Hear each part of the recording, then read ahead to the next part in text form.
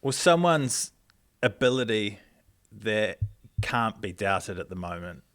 Courtney Laws, back-to-back Player of the Match awards. How good is he? Northampton just going to have to get the checkbook out or what? Interesting on Courtney Laws. He's been phenomenal the last couple of weeks, or since he announced his retirement from England. Like, Northampton have been great, but him especially, like, it's not just jumping on the Courtney Laws bandwagon up because everyone else is talking about him. When you watch his game, like, off the ball, his work off the ball of how fit he is and the stuff that people don't see, turnovers and cover tackles and like his effect on the maul and these things. In his position as a second row / back row, but let's just say he moves up into the second row. He ain't. Okay, he's playing six. He ain't second row. But this is what I mean. But the money maker is in the second row in terms of, like, if he was to leave, they'd look to probably sign him as a second row because we know across the world that teams are thin on the ground in the second row. Hence, Archie Snyman being offered $500,000, even though he doesn't play a huge amount because he struggled with injuries. So there's a massive void around the world. So his value is probably skyrocketed. The thing around Courtney is his age profile. As in, you know, if he was to stay at Northampton or if he was to sign for another Prem club, which he wouldn't do, is as good as he's playing now, like, how is he going to be next year, if he's been asked to play every single week? Because at the minute, he looks like as good as he's ever been. Yeah. But, you know, he's massive for Northampton. Maybe the fact that he's not going to be playing international rugby is going to be huge for him. But, yeah, like, he's out of contract, is he? Yeah, he is. Some of his stats, 13 carries from the weekend, which, you know, you don't necessarily associate with Courtney. You kind of look at his game and he's banging boys, he's up in the line out, he's in mauls and destroying mauls and all that stuff. But I don't know, like, I can't see him leaving Northampton. He won't leave for another Premiership club, that's for sure. I don't think he's someone that needs or wants to go abroad for a short stint, cash-wise. And, you know, he's just been given the freedom of the city of Northampton. So he can go and graze his cattle on common land there if he wants to. So hang on. So he's been given the keys to the city. Is that genuine? The freedom of the city. Courtney Laws has been given the freedom of Northampton City. I mean, I don't want to be harsh, but the only restaurant there's an all-you-can-eat Chinese buffet. So does he get to go there? That's the only restaurant in Northampton I've seen. I think you must be able to take your cattle in there as well, because apparently you're allowed to graze your cattle on common ground. So if that all-you-can-eat Chinese buffet is on common ground, then he's getting his cattle in there and they're getting sweet and sour chicken, crispy fried rice, crispy chili beef, the lot. Listen, and the shits as well. Yeah, probably. He's been a phenomenon for Northampton over the years. I think he wants to stay a one-club man.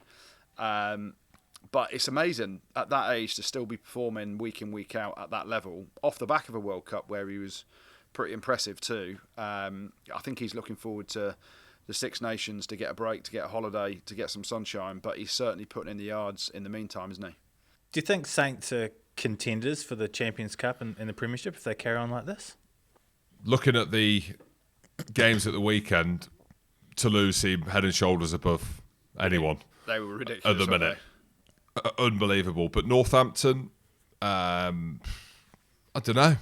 I really don't know, because it's going to be interesting how the Champions Cup unfolds. And me and Goode were having this chat, and producer Rob was saying how teams are looking at the Champions Cup because of the amount of games in the top 14, URC and Prem. From a fan's perspective, the buy-in from them. You look at Cardiff, great energy around that. You look at Stade Francais, who've got history in the competition. There's hardly any fans in the stadium against Leicester. The South African teams, they've bought in as teams, but have the fans really bought in? But it looks like a team like Northampton and Bath and two English Premiership teams have really bought in. So it all depends, doesn't it, in terms of where you get to on game 3. You look at Northampton, 2 from 2, smash Glasgow away from home, big win against Toulon at home. So you're now in prime position in the Champions Cup to get you through to knockout. But Northampton look very good on both fronts. I mean, listen, they've always been an excellent team to watch, and we've said it time and time again here. The likes of Furbank, Freeman, Dingwall, Finn Smith at 10, Alex Mitchell at 9. The way they play is exciting to watch. Sam Vesti as a coach that we know very well. And we said it last week around their defence. Lee Radford has come in and done a hell of a job there. But the only thing I worry about them in the biggest of games is their set piece, their scrum time, when it comes to the big knockout games. But they are, at the minute, they're producing as much as they can with the quality they've got. They play an exciting brand. They're scoring tries. Courtney has been on fire, ball carrying and banging boys for fun, line out steals, disrupting mauls. They are, Pearson in the back row. I love watching him play. So they have got some classy operators. I just worry a little bit about their set piece at scrum time. When you get to the big knockout stages, that is something that, in their evolution as a team, you're looking at some of the big teams with big scrums. I think that's a big focus area for them in recruitment going forward. But they're certainly doing a hell of a job at the minute. How surprised have you guys been with Exeter's success early on this season? Because they showed quite a bit of depth against Munster, didn't they? Very, very surprised. Yeah. I thought Exeter were in a massive transition. I didn't know whether something was going on there behind the scenes that we didn't know about. We know the stuff around the Premiership and the salary cap and the kind of rejig that clubs are having to do. I look at the profile of that Exeter team. You've got a 21-year-old up-and-coming Welsh player as captain. I'm thinking, what's going on here? You're losing players like Luke Cowan-Sickie, Sam Simmons, your best player or one of your best players goes over to Montpellier. Joe Simmons as well leaves. O'Flaherty. Jack Knoll goes. O'Flaherty leaves to Sale. There you go. So we're naming some of the best players in recent years Johnny in the Prem. Hill. You're thinking, there you go. I mean, Dave Ewers goes to Ulster. So, mate, we're talking about some of the best players Exeter have had, and they're leaving. So you're right, where's the investment? But it just shows you.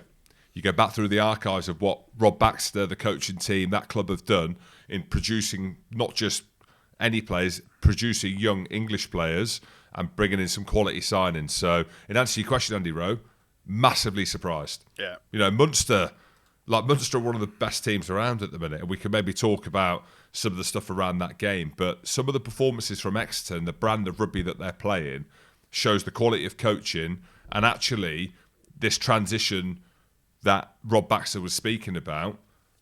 There's no better man at the helm to be able to take a team through that. Yeah. Because I was thinking initially, is it time for someone like Rob Baxter to move on? Does he take the England gig? Does he do that? He's been there a long time.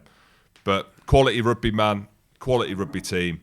And yeah, as I say, they were massive win against Munster at the weekend. Yeah, the evolution started last year when he started resting a few or giving opportunities to some of these younger lads. And, you've got kids still at uni performing against a Munster team in the Investec Champions Cup, way beyond what probably most people think from outside the group. But from inside, the belief that Rob Baxter has given these guys. Okay, they got a bit of luck, bounced the ball. That Munster will look back at this game and think, how the hell have we lost that? They were in control, 24-13 up with about 20 minutes to go. And Calvin Nash lets the ball bounce not once but twice in the backfield. It falls into Jack Dunn's hands. What an impact he had off the bench as well. And the momentum just swung massively. Henry Slade gets the intercept at the end.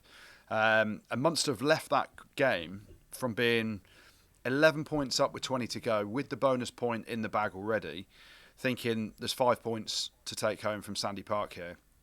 And they've left with one. They haven't even got a losing bonus point because Henry Slade intercepts Conor Murray's pass and then obviously gets through, has the wheels to get there. But if you ever want to see, he thought about doing a big dive. He thought about the gash splash or, a Slade flop or whatever you want to call it, and he just bottled it. And it was the worst dive you've ever seen for a try, thinking he was going to celebrate. But Slade's been phenomenal. Since he got dropped from the World Cup, all those other boys left Exeter, he's taken on the skipper's armband, a real leadership role there. And Rob Baxter said it himself, he's training and playing like when he first got picked for England, which at 30 years of age, he's obviously trying to prove something to himself, trying to be a leader in the Chiefs, but also prove to Steve Borthwick that he's still good enough at international level. And, they're playing with no fear. They've won 22 games on the spin at Sandy Park.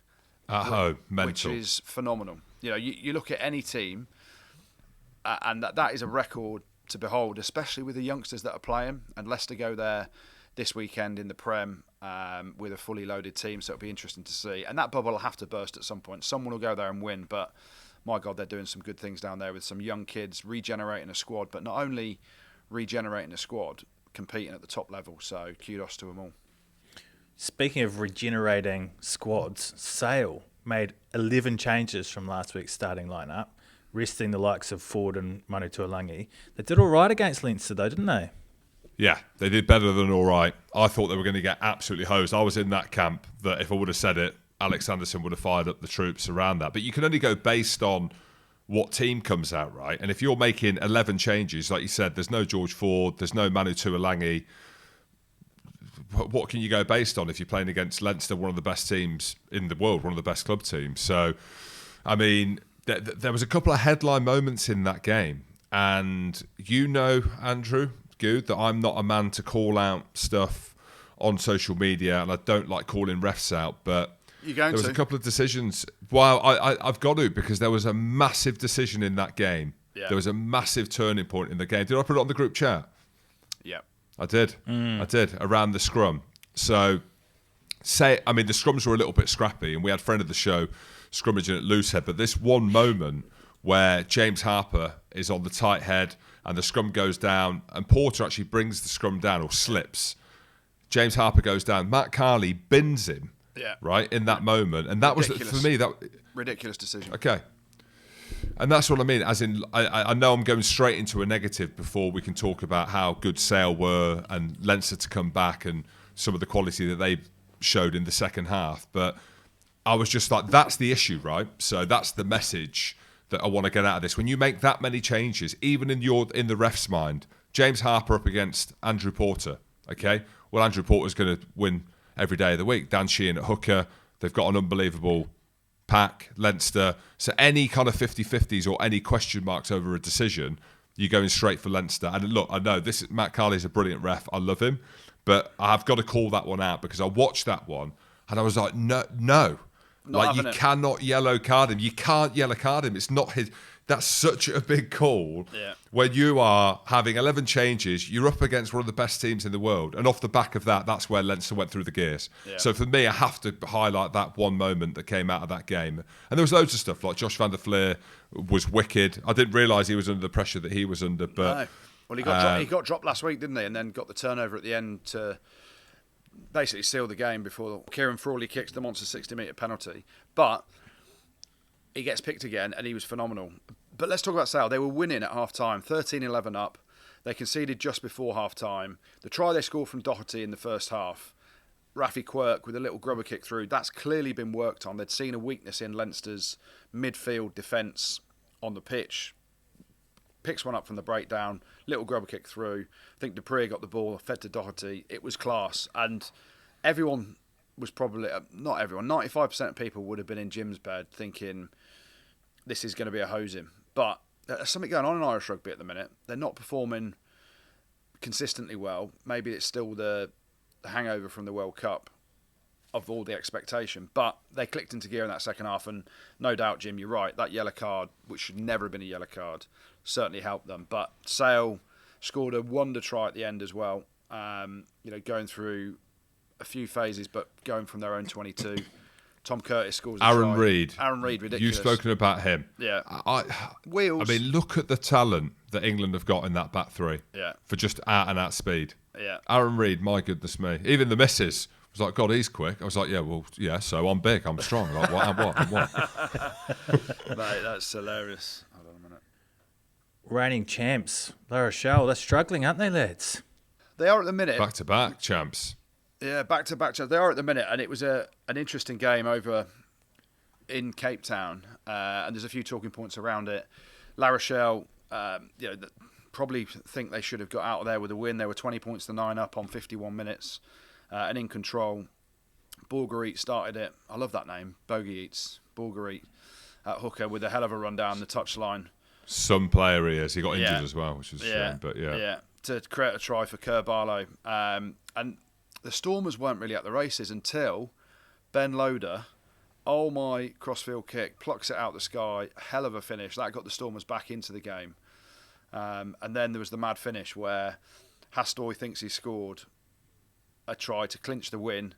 And ultimately it gets brought back for a bit of head contact. Joel Scalvi had a shot to the head, and rightly so it got pulled back, which allowed Stormers to go down the field and eventually get the winner. And then I'm so chuffed for Marnie Lebock, because we talk about World Cups, we talk about the pressure of players. I know what it's like as a goal kicker when people are questioning your goal kicking, which ultimately that was his issue at the World Cup, and everyone called for Andre Pollard, and we know the history. Andre Pollard comes on, doesn't miss a kick at goal. South Africa win the World Cup, and Manie Libbok gets subbed off after 30 minutes in that semi-final. And to bounce back from that in any game, whether it's a club game, being hooked off at 30 minutes is horrible.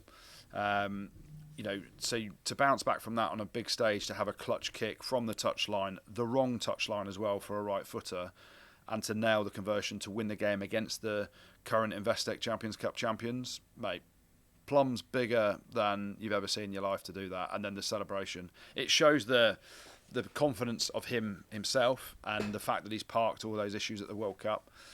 Brilliant player.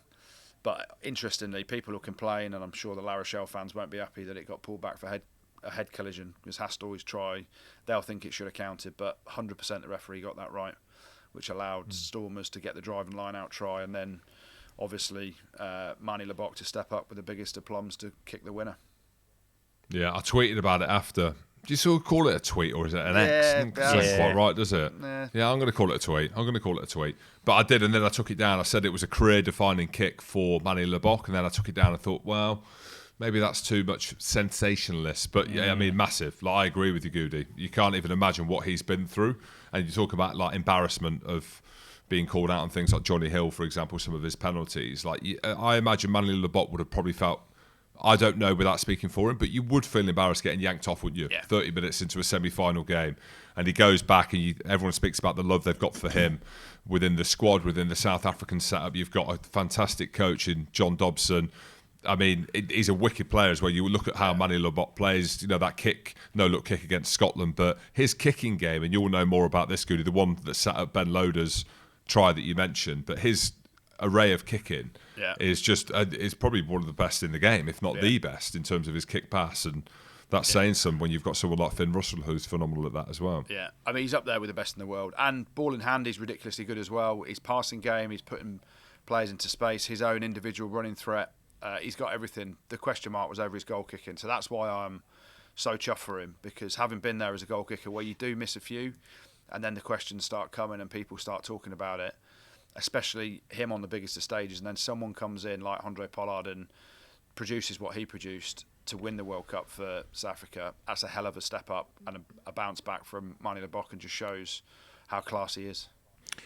Well, Racing have been immense in the top 14 league this year, but wasn't enough at the Kingspan for Ulster, was it? Didn't see that come in. Didn't see it. No. I mean, Racing aren't generally that good on the road, are they?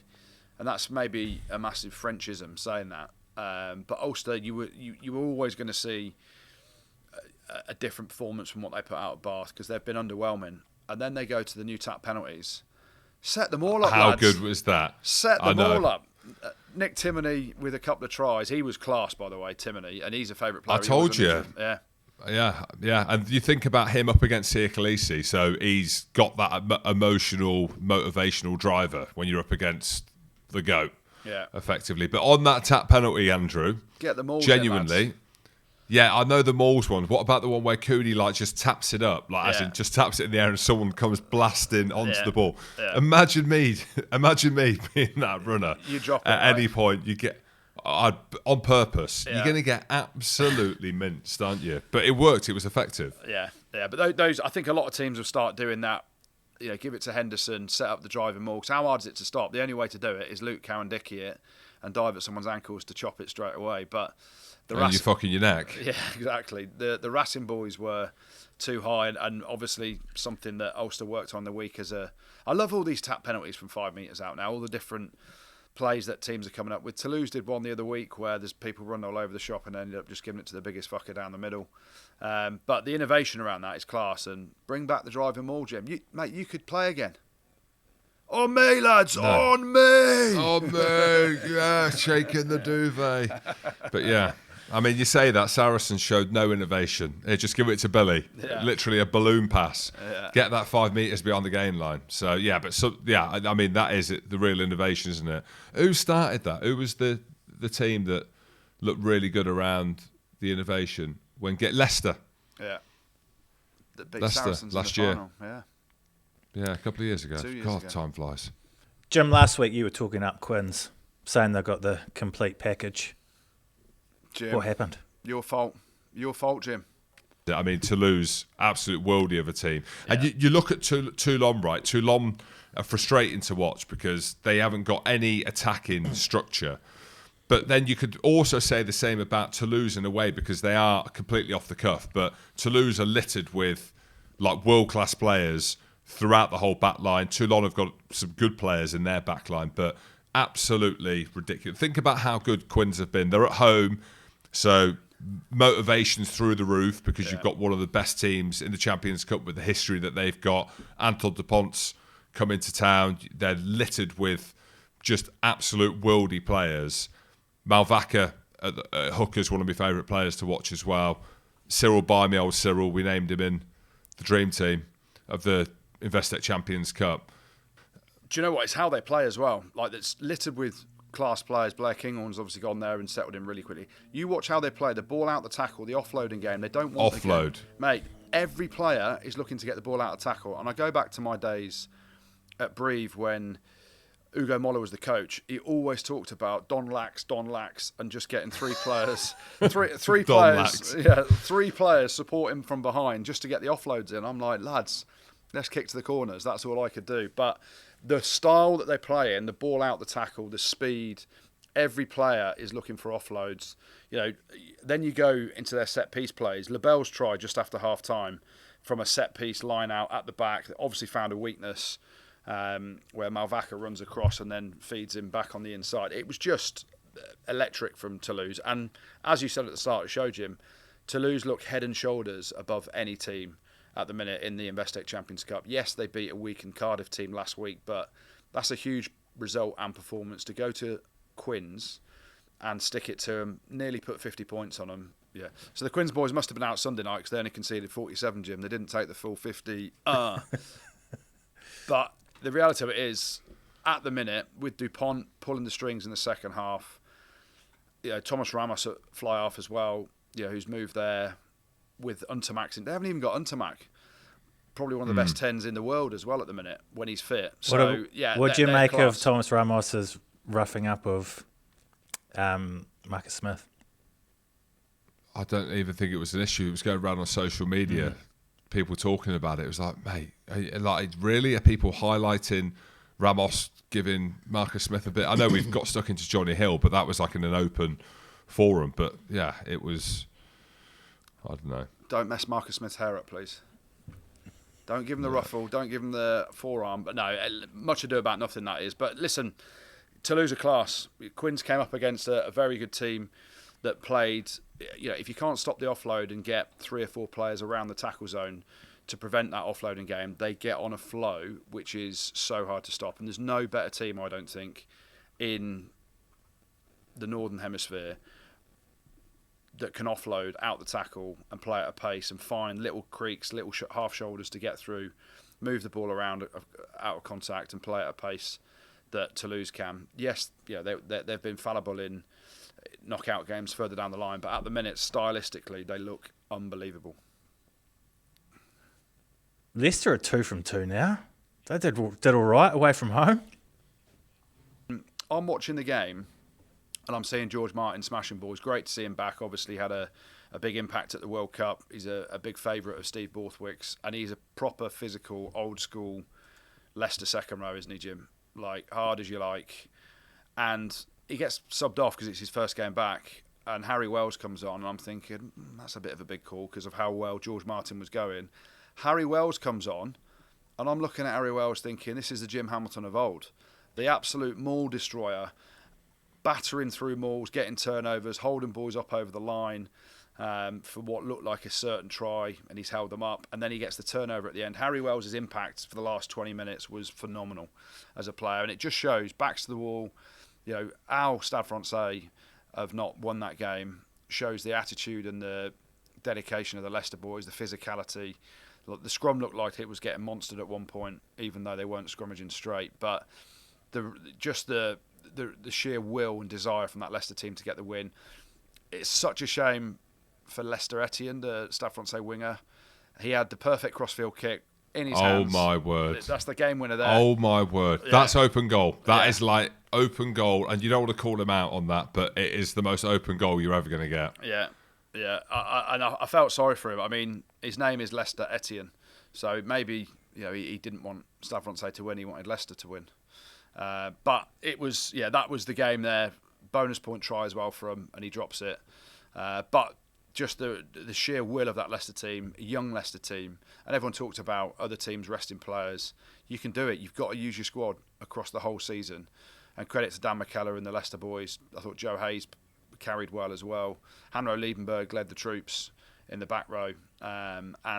It's a massive win because their next two games are against the two finalists from the last 2 years. They go away to La Rochelle and then they're home to Leinster. And they've got to pick something up from there. But to be 2 from 2, they've got half a step into the knockout stages. But it just shows you it's the group of death that Leicester are in. And to get a win over in Stade Francais is absolutely huge. Pod. Rugby pod.